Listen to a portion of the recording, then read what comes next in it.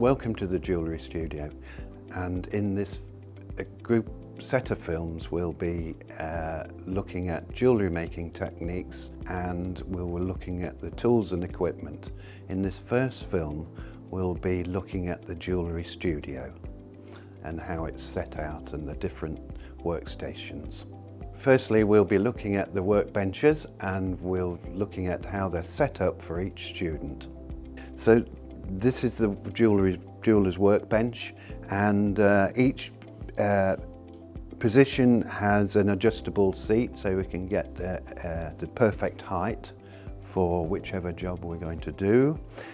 They're all fitted with a wooden peg, which is used for sawing and filing, and almost like a third hand, so we can support our work.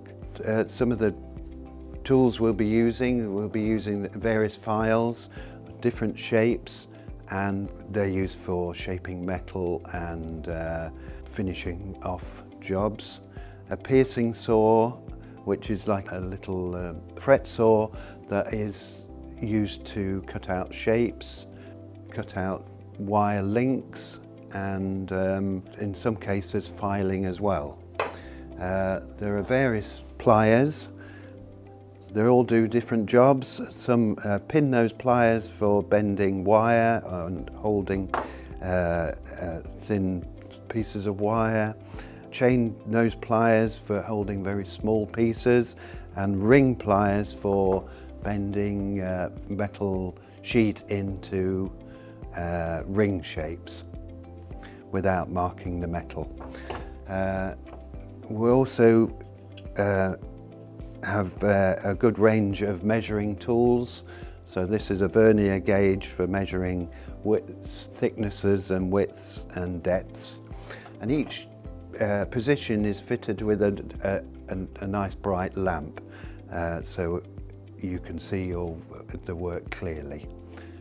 This is the main area that all the jewellers will be working at.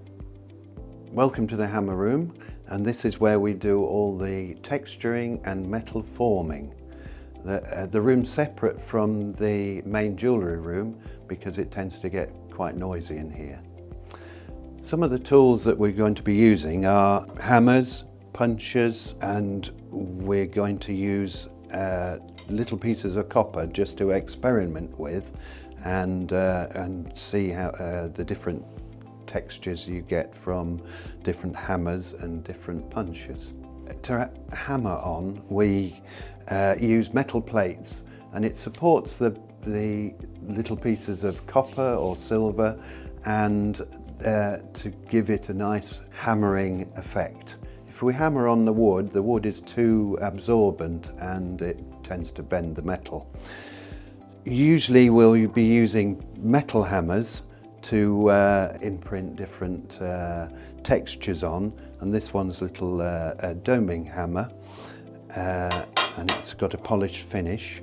This one has a textured head, so we can use just as a hammer without any punches, just using the face to put a simple texturing pattern on our little strips of metal. There are a good selection of wooden hammers. These tend to be used for forming metal, as they are hard enough to bend the metal but soft enough not to mark the surface. So they're a forming type of hammer. We use a selection of punches. So these are punches that are shaped. These as a leaf and a flower, and this is just a little chisel end punch which we'll be using later to put on a nice barking pattern.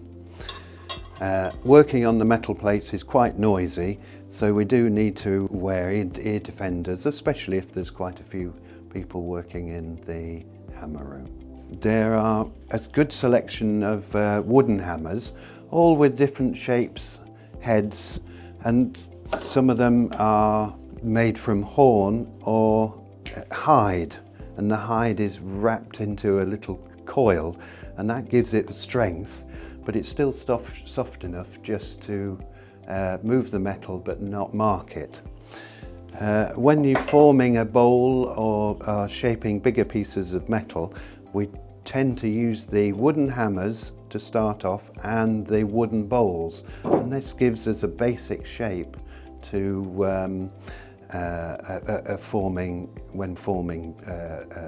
three-dimensional bowls.